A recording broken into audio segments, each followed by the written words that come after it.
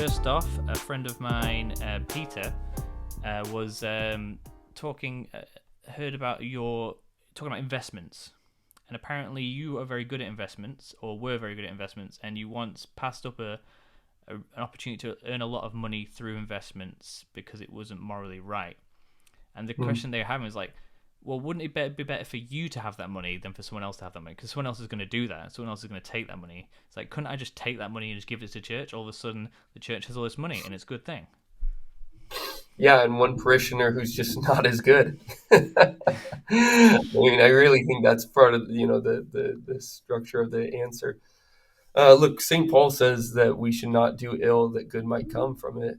You know, that's what we call consequentialism. We can't do things just based upon their consequences, because we're really not in control of those. We're just in control of trying to uh, live in accordance with virtue. And then I have hopefully a better soul to present to my church, but I don't know. I hope that's true. Um, I think as it pertains to investments, like that was something. Um, I'm not against investing specifically. I guess I shouldn't mention that. I'm against investing on the secondary market, what people call the stock market. Oh, Um, okay. and I um, uh, and I am. I mean, I just along with the tradition. I just don't think you can buy something. Saint John Chrysostom says this. Saint Thomas Aquinas says this, that you can't buy something just to sell it later for more money without doing anything to it. Um, that is a telltale sign of greed, they say. And I had that sign written over my entire body. I was pretty much tattooed in it, man. Oh, So wow. so that was just kind of there's many occasions where I've we've done very, I mean, I did very well in the market for a long time, but that was just a moment of greater clarity for me and Mm. and So for God. people like myself that haven't even thought about the word investment until Bitcoin came along, what is good investment? What's bad investment? Yeah, well, I think the answer of that comes right from Centesimus Annus, which is John Paul II's encyclical letter on the 100th anniversary of Pope Leo XIII's encyclical Rerum Novarum, that really started to punch capitalism and socialism right in the teeth and said, this is just not what the church is about, either of these things.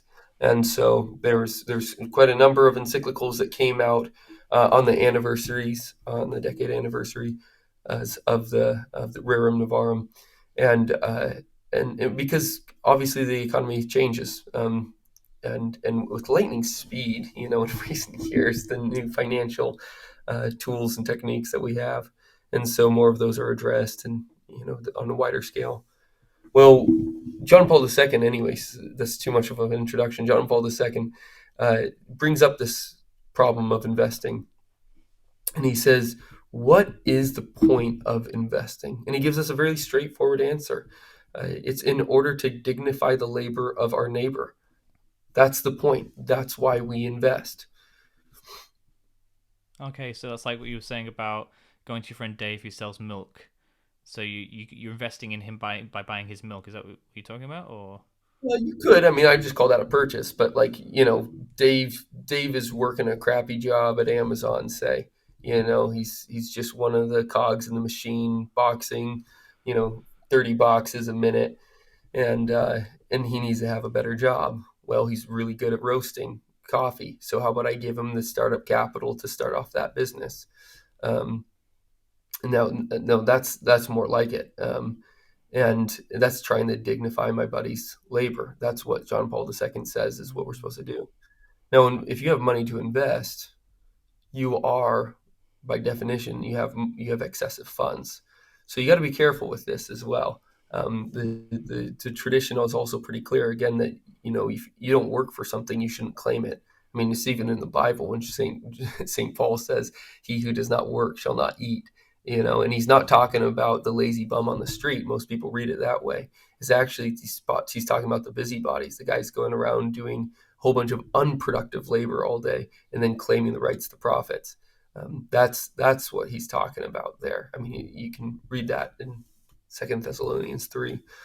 Mm. Um, and so the one thing that we got to be careful about is also helping our friends doing good productive labor for our investments. That's captured in this as well. Saint Thomas Aquinas talks about the relationship between the investor and the merchant, as forming a societas, which in medieval Latin was referred to a joint action, so something that you do together, and was also used more euphemistically to refer to the conjugal act. So it's not like you're forming a company which is a legal entity on its own. That's a really important point, I think, because if you do have what is kind of metaphorically considered, I mean, if we're thinking really hard about this, company is just a metaphor for just a whole bunch of people having a joint action. But to give that itself a legal entity, I understand perfectly well why people did it, but that is actually living into the metaphor as if that was real and not abstract. What's actually going on is a whole bunch of people working together. So so so within investments, that's what you find in the tradition, is that you were supposed to be dignifying your friend's labor with excessive funds that you have, and sometimes John Paul II actually specifies this too, even out of funds that are necessary for your living. Like, we should make sacrifices to dignify our neighbor's labor.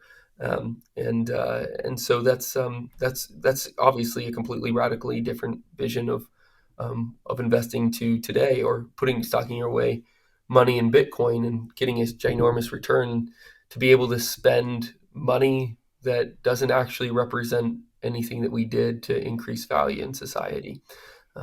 These are things that I think that I obviously was far on the other side of this argument when I converted, and so I definitely know the objections even more existentially that people might be having, rather than even just intellectually. And Mm. so I don't want to pass over any of these things.